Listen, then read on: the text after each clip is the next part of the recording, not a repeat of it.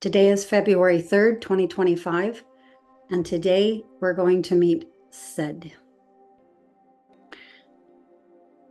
The proper way to pronounce his name is Szaed, but when said casually, a bit more rapidly, it sounds like the word said, like he said, she said. Szaed came through September 2nd, 2018 at 6:42:39 in the evening. And again, like Meer, he came through while I was working a home hospice position. In fact, he's the last being who came through while I was still working that position. And again, that was in Cajon, California, just about 10 miles inland from where I was actually living myself, which is Alpine, California. Szaed has never contacted me in the out-of-body state to my knowledge. If he has, this is information I have not yet been allowed to bring back and hold with me in physical space. When this happens, there's always a reason for it. I've gone out of body. It sounds like a lot, but upwards of 1,000 times. And I'm very familiar with how I can only make it back into physical space with so much data still intact. The conscious mind just can only hold so much. It's a very narrow bandwidth. So when in an out of body state and the information is, a lot, then it's hard to find the symbols that will allow you to shift back into a beta brainwave while retaining all of that data. Now, sometimes also there's a bit more to it. Something has happened in these experiences that it's not quite time yet to hold in physical space. Often with me, that's because as soon as something happens, I report it and I share it. And so often I'm not let to retain the information just simply for that purpose. It's not yet time to bring that information to consensus, to myself first and foremost, but also to consensus. Now, because I don't have any conscious recollection of meeting him in the OBE, there's not a lot of information I can pass on about him. However, this said, of all the frames that have come through to date, of all the transmissions, and there have been, thousands, just thousands, Szaed's is the frame that I connect with. I don't want to say the most because I connect with a great variety of them very deeply. But with Szaed, my eyes lock into his, my gaze locks into his unlike any other. I drop down into theta almost immediately. I begin shifting out of body. That frame, if I want to make a conscious shift, when I want to focus on meeting one of the beings, Szaed's transmission is the one that I utilize. And that's just because it's just so easy. There is something there I very much would like to remember, and I know that one day soon I will. But for now, all I can report is that there is a very strong connection. That connection does, when I'm experiencing it, contain within it an enormous heart opening.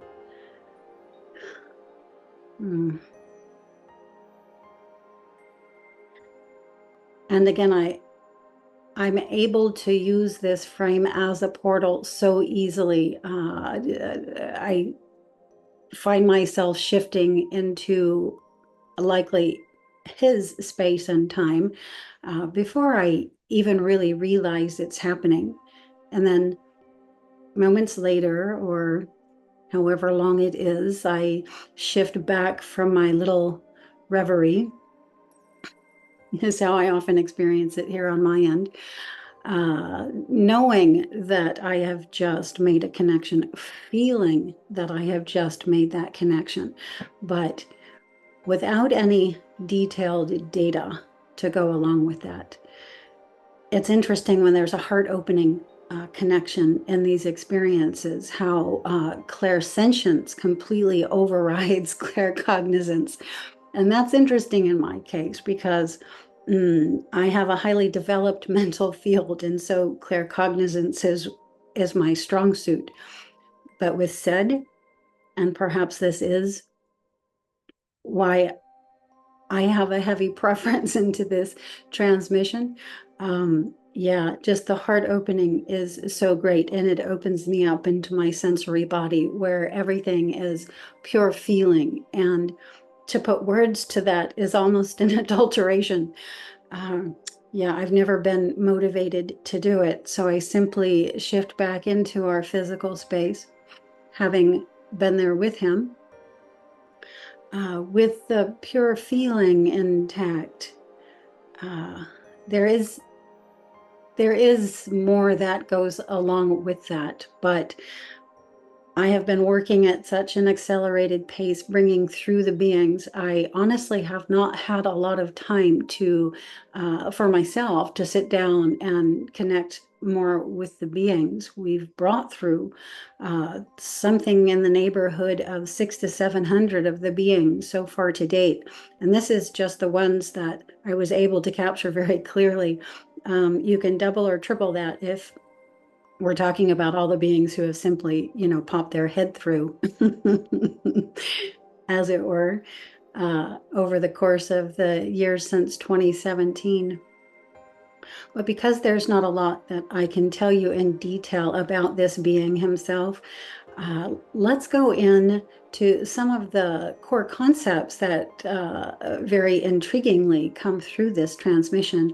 The first is brainwaves and brainwave patterns. You'll notice this when you sit to gaze at any of the frames, or sit to gaze and hold your focus still upon any object, that the brainwaves begin shifting. And this is the beginning of what we call an out-of-body experience. It is a colloquial term. You are just shifting to an awareness that lets in a wider range of reality frequencies, and the information contained in those you then have access to, and can even shift into whole body, as in a proper out-of-body experience where you land in another space and time, another location, not just with your consciousness, but physically embodied as well. So it's good to get some kind of at least minor understanding of the brainwaves and what they are. And then when you're sitting to practice in meditation or other meditative disciplines, just paying attention to that shift in brainwave patterns, how you begin to feel, what it is you can observe in them. And that's challenging because they are intoxicating once you get into the deeper waves. To retain the conscious state of awareness while in that takes years and decades, and sometimes even lifetimes of practice. But the idea is to simply begin. And by beginning, we begin to make observation. And as we continue, those observations will deepen and continue to progress until heightened states of understanding begin to be housed by you in your body here in the 3D Earth life.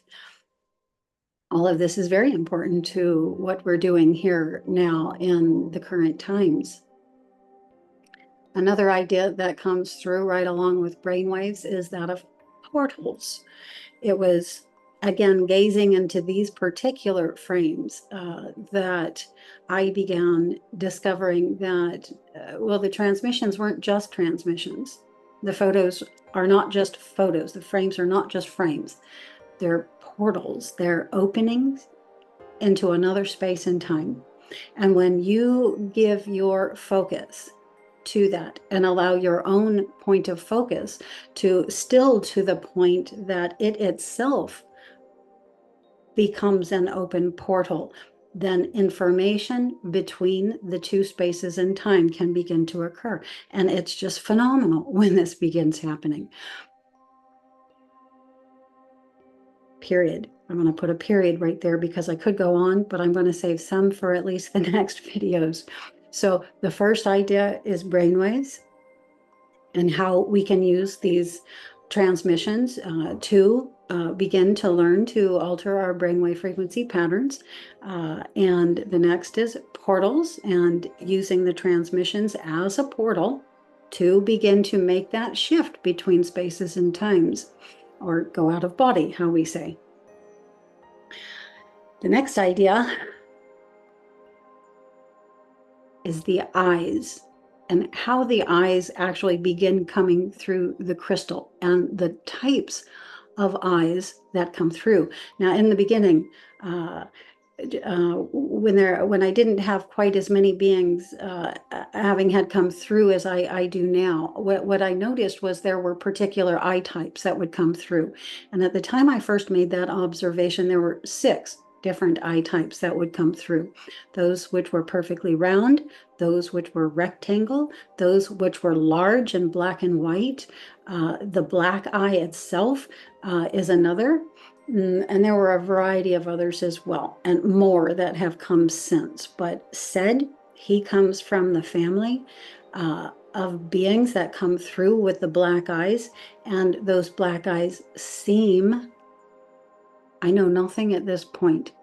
I'm only gleaning, from the frames and the associations with others that have come through in and around those areas of the crystal. Seem to be associated with ancient times. I'm going to put it that way. That's better. That's better than bringing in races and other beings, but seems to have a strong association with ancient times. Period. When I know more about that, I'll report more about that, because there are more beings who have come through, which come through the black-eyed species of beings. And we'll go ahead and say more about that at that time if more that's absolutely accurate begins coming through to me. Now, the way the eyes begin coming through is highly interesting. I've found it highly interesting this whole time how an eye that is as real as can be can begin to appear in the crystal. And so I'm going to show you a bit of that right now, just so that you can see or have an idea at least of how it happens, how the beings begin to appear, beginning with first that very real, very lifelike eye. So there's a being who came through who gave me a really good opportunity to show this progression in a series of photographs snapped one after the other after the other. I don't have the full line of photos here for you, but I kept a handful of them, fortunately for us, because it is an interesting thing to see. So you can kind of just see how it begins. As I give my focus to the frame, the eye comes out, and as I give my focus to the eye enlarges and the being begins coming through until the being is fully right there in front of me. Now, I mentioned in the last episode how when I'm going into the crystal, it's rather like looking down into a series of clear glass planes, and there's information on the top frame, and on the subsequent frames there's additional information. And the idea is to get that information to be focused within my attention and align the light geometrically just right to match the information that's attempting to come through exact to what I am seeing and want to snapshot. And on top of that, the beings occupy the same space. And then at another depth, they overlap. And so always what I'm going to end up with, well, not always, there are instances where I'm able to catch the being in full, but this over time, you may know that it is the fate of many seers to lose their vision. Seers are often depicted blind, and there's a reason for this.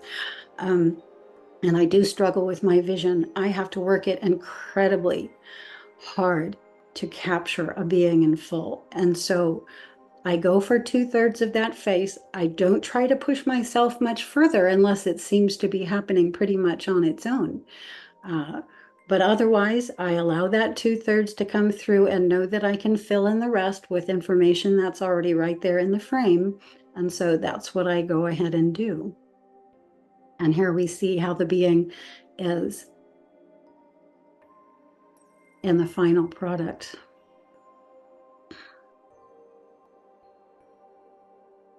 Hmm.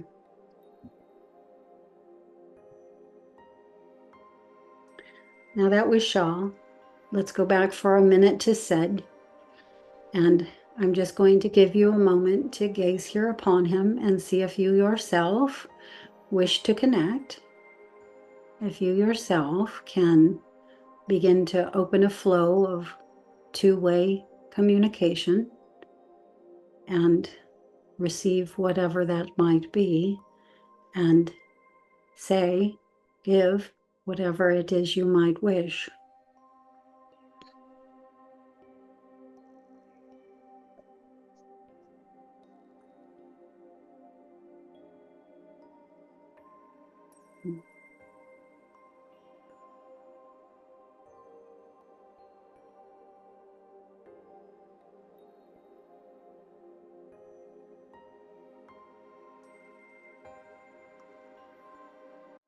Okay, that was Szaed.